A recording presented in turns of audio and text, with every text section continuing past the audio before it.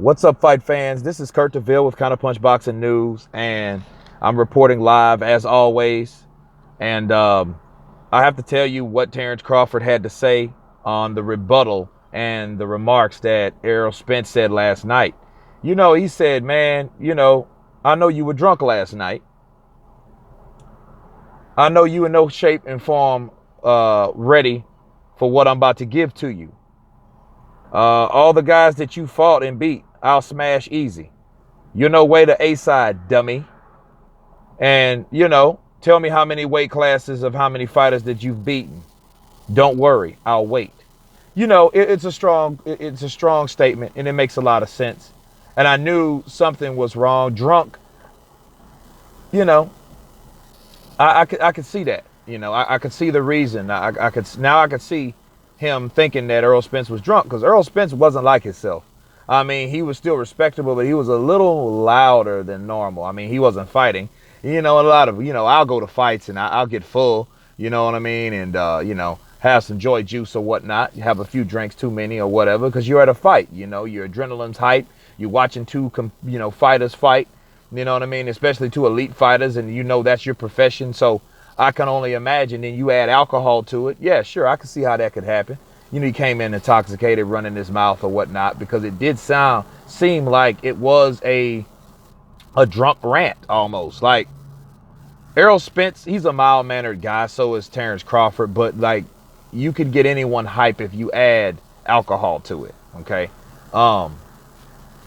What I see about that, it reminded me of Mo Better Blues, where Bleak was complaining and ranting to Shadow. That's one of my favorite films. And, and then Robin Harris had to shut them all down. Like, y'all both shut up, Hair looked like a damn Q-tip. You know what I mean? So, it was cool. But that's what it reminds me of, and, but he's, Terrence Crawford is absolutely right.